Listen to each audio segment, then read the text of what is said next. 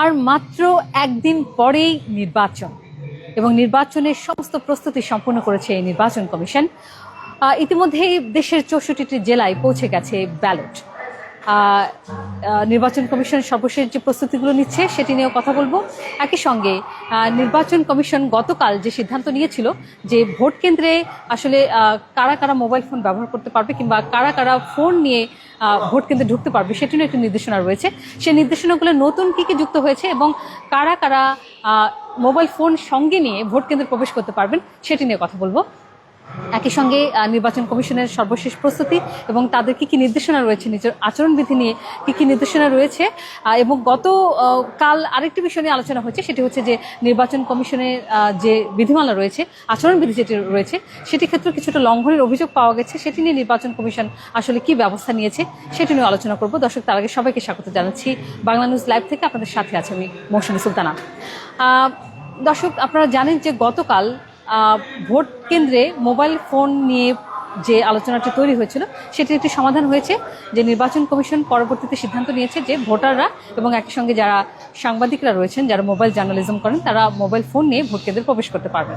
কিন্তু আবারও যেটি জানা যাচ্ছে যে যারা ভোট কর্মকর্তারা রয়েছেন তারা ভোট কেন্দ্রে মোবাইল নিয়ে প্রবেশ করতে পারবেন না, কিংবা যারা ফোন দিয়ে ভোট কেন্দ্রে ঢুকবেন তারা আসলে কি করতে পারবেন কি করতে পারবেন না, ছবি তুলতে পারবেন কি পারবেন না, ভিডিও করতে পারবেন কি পারবেন না, সেটি নিয়ে কথা বলবো। আমি একটু ডেকে নিচ্ছি আমাদের সহকর্মী কিফাতকে, যিনি নির্বাচন কমিশন বিট কভার করেন এবং তিনি সারাক্ষণ নির্বাচন কমিশনে থাকেন, নির্বাচন কমিশনের যে খবরগুলো সেটি তিনি চোখ রাখেন। কিফাত, আপনাকে স্বাগত জানাচ্ছি লাইভ। গতকাল পর্যন্ত এবং আজকে পর্যন্ত নির্বাচন কমিশন সর্বশেষ কি আপডেট রয়েছে এবং প্রস্তুতি নিয়ে নির্বাচন কমিশনের কোনো ব্রিফিং হয়েছে কিনা? নির্বাচন কমিশনের সবশেষ যে তথ্য, সেই তথ্য যদি জানাতে হয় তাহলে আমি একটা তথ্যই জানাবো, সেটা হচ্ছে ব্যালট পেপার। এই ব্যালটের মাধ্যমে ভোটাররা ভোট দেবেন এবং এই ব্যালটটি আসলে 64 জেলায় সহকারী রিটার্নিং কর্মকর্তাদের কাছে পৌঁছে গেছে। এই পৌঁছানোর কার্যক্রমটা শুরু হয়েছিল চলতি সপ্তাহের রোববার থেকে সহকারী রিটার্নিং কর্মকর্তার কাছে রিটার্নিং কর্মকর্তা ব্যালট পাঠানো শুরু করেন এবং ইতিমধ্যে এই কাজ শেষ হয়েছে। এই ব্যালটগুলো আগামীকাল প্রতিটি কেন্দ্রে কেন্দ্রে পৌঁছে যাবে এবং পরের দিন সকাল 7:30 থেকে আসলে ভোট গ্রহণ কার্যক্রম শুরু হবে। এই ছিল আসলে সবশেষ তথ্য এখান থেকে। এখন পর্যন্ত ব্যালট পৌঁছে গেছে। আমরা তো এখানে এসে দেখছি নির্বাচন কমিশনের সামনে একটা সাজ রব পড়ে গেছে এবং একই সঙ্গে একটা উৎসবের আমেজ দেখতে পাচ্ছি এই জায়গাটিতে। সবার একটা ব্যাপক ব্যস্ততা দেখতে পাচ্ছি, একটা যজ্ঞ চলছে একটা নির্বাচন। যদি আপনি জানাই আপনাকে, নির্বাচন কমিশনে কিন্তু নির্বাচন যে ভোট গ্রহণ কার্যক্রম সেটা শুরু হওয়ার পর থেকেই উৎসবের মতো একটা পরিস্থিতি তৈরি হয়। সকাল 7:30টায় যেহেতু ভোট গ্রহণ কার্যক্রম শুরু হবে, গণমাধ্যম কর্মীরা ঠিক ওই প্রান্তে আসলে অবস্থান নেবেন। প্রত্যেককেই আসলে প্রত্যেকটা অফিসের জন্য একটি করে বুথ দেওয়া হয়েছে। প্রত্যেকটা অফিসে এই মুহূর্তে তাদের নিজ নিজ বুথগুলোকে সাজানোর কাজ করছে। নির্বাচন কমিশন শেষ মুহূর্তে প্রস্তুতি সারছে। তারা ইতিমধ্যেই একটি মিডিয়া সেন্টার তৈরি করছে ঠিক বুথের ওই পাশে, সেখান থেকে আসলে নির্বাচনের ফলাফলগুলো ঘোষণা হবে। সেই সাজসজ্জার কাজে এই মুহূর্তে নির্বাচন কমিশনে দেখা যাচ্ছে এবং এই জন্যই আসলে প্রত্যেকের মধ্যে একটা উৎসব মুখর পরিবেশ বিরাজমান রয়েছে। মানে একটা ব্যাপক কর্মযজ্ঞ আমরা দেখতে পাচ্ছি, সবাই যার যার কাজগুলো করে যাচ্ছেন এবং বোঝা যাচ্ছে যে একটা উৎসব আসছে সামনে, সেটি বোঝা যাচ্ছে। কিফাত, গতকাল যেটি নিয়ে আলোচনা শুরু হয়েছিল, যে নির্বাচন কমিশন থেকে যেটি নির্দেশনা দেওয়া হয়েছিল যে মোবাইল ফোন নিয়ে ভোট কেন্দ্রে যেতে পারবেন না ভোটাররা বা সাংবাদিকরা, সেটি পরবর্তীতে তারা সেটি তুলে নেন এবং তারা আরেকটি নির্দেশনা জারি করেন, নতুন একটি নির্দেশনা। সেখানে আসলে কি কি রয়েছে, কারা নিয়ে যেতে পারবে ফোন, কারা নিয়ে যেতে পারবেন না? আমি একদম শুরু থেকেই বলি, সেটা হচ্ছে নির্বাচন কমিশন একটি পরিপত্র জারি করে যেখানে ভোট কেন্দ্রের 400 গজের মধ্যে মোবাইল ফোন নিষিদ্ধ করা হয়েছিল এবং সেখানে কিছু কর্মচারীর নাম উল্লেখ করা হয়েছিল যারা আসলে ওই 400 গজের মধ্যে মোবাইল ফোন নিয়ে প্রবেশ করতে পারবেন এবং এর বাইরে আসলে কেউ মোবাইল ফোন নিতে পারবেন কিনা সে ব্যাপারে কোনো উল্লেখ করা হয়নি।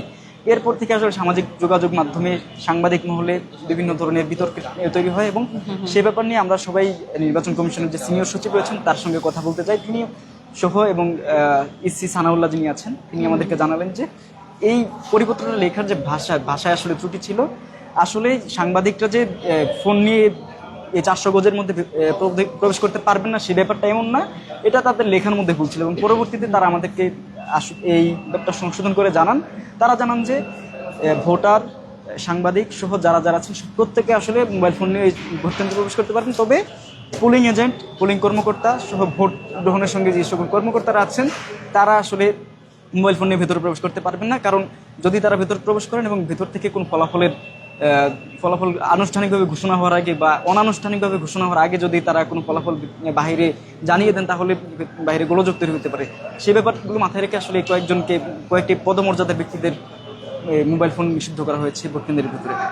তো আমি আজকে যেটা খবরে পড়ছিলাম গণমাধ্যমে, যে নির্বাচনী কর্মকর্তারাই নাকি ফোন নিয়ে ঢুকতে পারবেন না, এরকমও নির্দেশনা দেওয়া হয়েছে। নির্বাচনী কর্মকর্তার মধ্যে রয়েছে যারা ভোট গ্রহণ কার্যক্রম পরিচালনা করবেন, তাদের মধ্যে পোলিং এজেন্ট, পোলিং অফিসার, তাছাড়া প্রিজাইডিং অফিসার, অন্যান্য ভোট গ্রহণ কর্মকর্তা যারা রয়েছেন তাদেরকে বোঝানো হয়েছে। আচ্ছা, এখানে কি কি নির্দেশনা দেওয়া হয়েছে? যারা মোবাইল ফোন নিয়ে ভিতরে ঢুকবেন তারা আসলে কি, যেটা বলা হচ্ছে ভোট কেন্দ্রের কোনো ভিডিও নেওয়া যাবে না, সেক্ষেত্রে তারা কি ছবি তুলতে পারবেন কিনা, সেলফি তুলতে পারবেন কিনা? এই নির্দেশনাটা আসলে এই সংশোধিত নির্দেশনায় দেওয়া হয়নি। এই নির্দেশনা আগের মতোই আছে। সাংবাদিক এবং গণমাধ্যমের জন্য যে আচরণ বিধি রয়েছে সেখানে স্পষ্টভাবে উল্লেখ আছে, প্রিজাইডিং অফিসারকে অবহিত করে যে কোনো গণমাধ্যম কর্মী ভোট কেন্দ্রের ভেতর প্রবেশ করতে পারবেন, গোপন কক্ষেও প্রবেশ করতে পারবেন, তবে গোপন কক্ষের ভেতরে কোনো ধরনের ছবি তোলা যাবে না, কোনো সরাসরি সম্প্রচার করা যাবে না। তবে এর বাইরে, গোপন কক্ষের বাইরে যে কেউ গণমাধ্যম কর্মীরা ছবি তুলতে পারবেন, ফুটেজ নিতে পারবেন এবং সরাসরি সম্প্রচার করতে পারবেন। এই নির্দেশনাটাই নতুন। কেউ যারা, যেটি নিয়ে বেশি আলোচনা হচ্ছিল সামাজিক যোগাযোগ মাধ্যমে, যে 17 বছর পর কেউ একজন ভোট দিচ্ছে, সে কি যে একটা সেলফি তুলতে পারবে কিনা, বা এই প্রথম আমি ভোট দিলাম এরকম একটা সে ভিডিও করতে পারবে কিনা, এটিও কিন্তু বেশি। এই ব্যাপারে বাংলাদেশ নির্বাচন কমিশনের পক্ষ থেকে তফসিল ঘোষণার পরপরই কিন্তু ঘোষণা দেওয়া হয়েছিল যে কেউ যদি তার ভোটে গোপনীয়তা রক্ষা না করে তাহলে তার এনআইডি ব্লক করার মতো পদক্ষেপ নিতে পারে নির্বাচন কমিশন।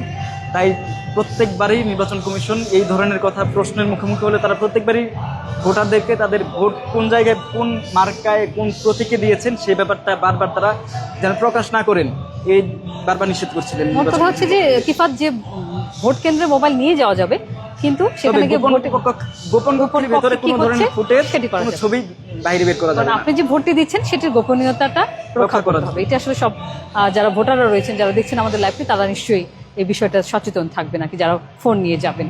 কিফাত, আরেকটি বিষয় গতকাল বেশ আলোচনা এবং সমালোচনার জন্ম দিয়েছিল, সেটা আমরা দেখেছিলাম যে জামায়াতের আমিরের পক্ষে ভোটের প্রচারণাকালে ব্যারিস্টার শাহরিয়ার কবির, তিনি একটি টাকা লেনদেনের একটি দৃশ্য ভাইরাল হয়েছিল এবং এটি সামাজিক যোগাযোগ মাধ্যমে ছড়িয়ে পড়ে গতকালই, এবং এটি নিয়ে কিন্তু আজকেও আমরা দেখেছি সামাজিক যোগাযোগ মাধ্যম সরব ছিল, এটা নিয়ে আলোচনা সমালোচনা হয়েছে। তো এই বিষয়ে কি নির্বাচন কমিশনের কোনো অভিযোগ এসেছিল, বা এটি নিয়ে আচরণবিধি লঙ্ঘনের মতো কোনো অভিযোগ কি এসছে কিনা, বা যেটি নিয়ে আমি সামাজিক যোগাযোগ মাধ্যমে পড়ছি? আচরণবিধির ব্যাপারটা যদি আমি শুরুর দিকে বলি, আচরণবিধিতে স্পষ্টভাবে বলা আছে, কোনো ব্যক্তি, কোন রাজনৈতিক ব্যক্তি কোনো প্রার্থীর পক্ষ হয়ে বা সেই রাজনৈতিক ব্যক্তির রাজনৈতিক দল তার পক্ষ হয়ে কোনোভাবেই কোনো ধরনের আর্থিক লেনদেন বা অনুদান দিতে পারবেন না।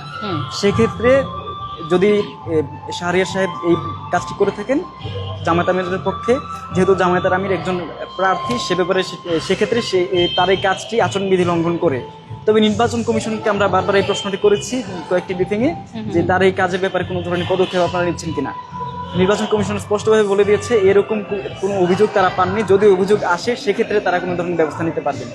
সেক্ষেত্রে বলা যায়, যদি আচরণবিধি লঙ্ঘন করেও থাকে, তারা নির্বাচন কমিশন এখন পর্যন্ত কোনো অভিযোগ না পাওয়ায় তারা এখন পর্যন্ত কোনো ধরনের পদক্ষেপ নিতে পারেনি।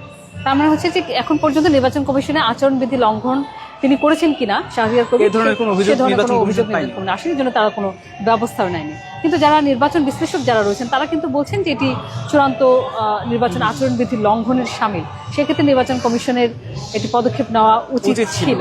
কিন্তু শাহরিয়ার কবির এই বিষয়ে কি ব্যাখ্যা দিয়েছেন? তিনি বলেছেন যে তিনি যে কোনো সময়ে রাস্তাঘাটে দেখলে দুস্থ মানুষদের তিনি দান করেন, তাদেরকে সহায়তা করেন। তিনি বারবার এটা বোঝাতে চেয়েছেন তিনি জামাত আমিরের পক্ষ হতে এই অনুদানটি দেননি, তিনি বলতে চেয়েছেন তিনি তার স্বভাবগতভাবেই আসলে এই অনুদানটি দিয়েছেন। এবং তিনি এটাও বলেছেন যে এই ব্যাপারে যদি কেউ কারো মনক্ষুণ্ণ হয়ে থাকে সে ব্যাপারে তিনি ক্ষমা প্রার্থনা করেছেন। এটা উনি সামাজিক যোগাযোগ মাধ্যমে তিনি ক্ষমা প্রার্থনা করেছেন। কিফাত, আরেকটি বিষয় সেটা হচ্ছে আইন শৃঙ্খলা পরিস্থিতির নিয়ন্ত্রণে ভোটের দিনে কি প্রস্তুতি নিয়েছে নির্বাচন কমিশন, বা নিরাপত্তা নিয়োজিত যারা থাকবেন তাদের কি প্রস্তুতি দেখছেন? নির্বাচন কমিশনকে আমরা গতকাল একটি প্রশ্ন করেছিলাম যে আপনাদের প্রস্তুতি এখন আমরা শেষ বলতে পারি কিনা। ইসি সচিব আক্তার আহমেদ বলেছেন যে আমাদের প্রস্তুতি সম্পূর্ণ শেষ, তবে আমরা শেষ বলছি না। তিনি বলছিলেন আমরা সম্পূর্ণ শেষ বলবো নির্বাচনের গ্যাজেট প্রকাশের পর। অর্থাৎ আইন শৃঙ্খলা বাহিনী থেকে শুরু করে ব্যালট প্রক্রিয়া, সব প্রক্রিয়া নির্বাচনের শেষ হয়েছে। আইন শৃঙ্খলা বাহিনী ইতিমধ্যেই দেশের সার্বিক পর্যায়ে সব পর্যায়ে মোতায়েন করা হয়েছে। আমরা এর মধ্যে দেখেছি দেশের বিভিন্ন অঞ্চলে, বিশেষ করে রাজধানীর বিভিন্ন পয়েন্টে আমরা দেখেছি আইন শৃঙ্খলা বাহিনী, সেনাবাহিনী, বিজিবি সবাই সম্মিলিতভাবে যৌথ অভিযান চালাচ্ছে।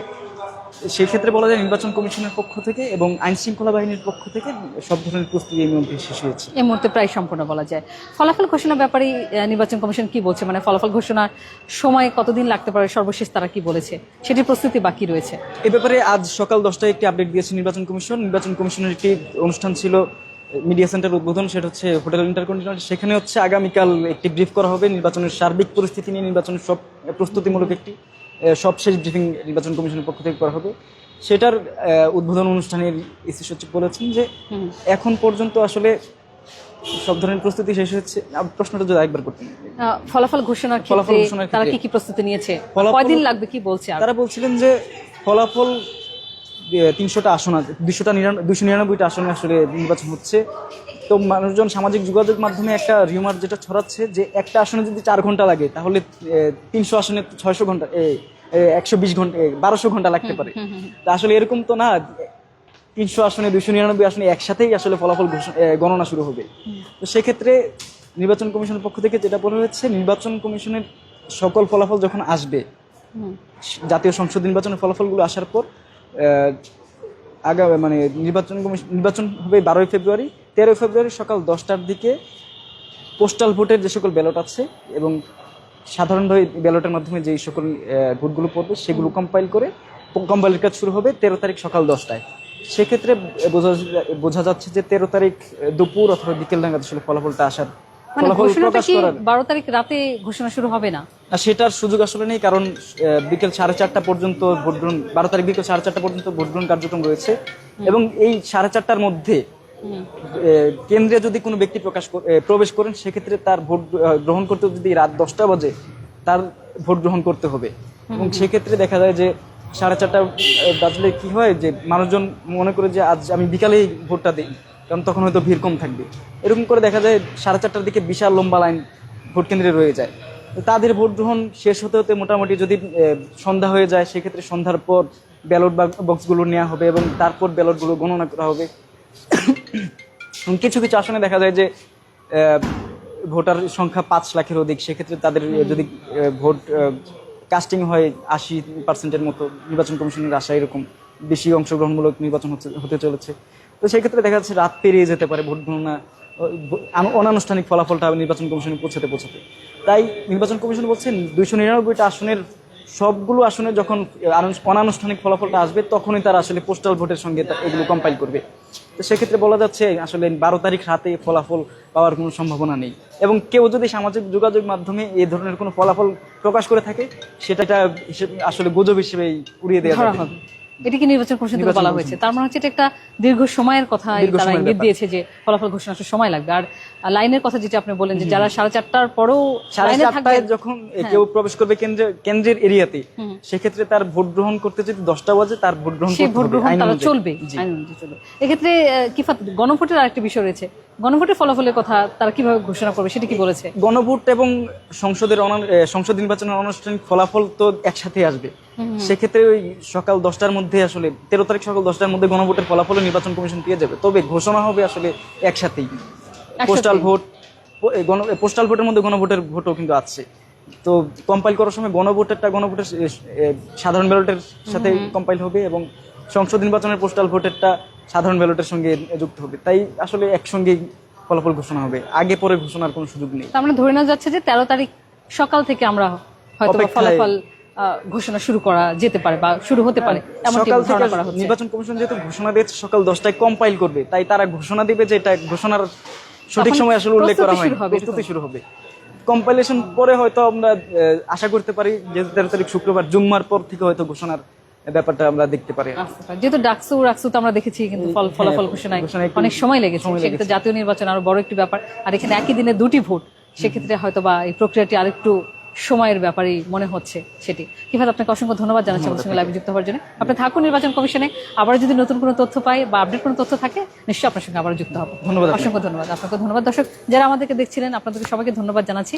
আমরা রয়েছি নির্বাচন কমিশনে, যেহেতু এখানে নির্বাচন কমিশনে নির্বাচনী প্রস্তুতি চলছে, আর আমরা এখানে এসে দেখছি যে এখানে একটা উৎসবের আমেজ বিরাজ করছে এবং সাজ রব পড়ে গেছে। অসংখ্য মানুষের কর্মযজ্ঞ চলছে এই জায়গাটিতে। নিশ্চয়ই আমরা আপনাদেরকে পরবর্তীতে আবারও আপডেট খবর দেওয়ার জন্য আবারও লাইভে যুক্ত হব। ততক্ষণ পর্যন্ত বাংলা নিউজের সাথে থাকবেন সর্বশেষ খবর জানবার জন্য। সবাইকে শুভেচ্ছা জানাচ্ছি এবং শুভকামনা, এবং সবার জন্য শুভরাত্রি।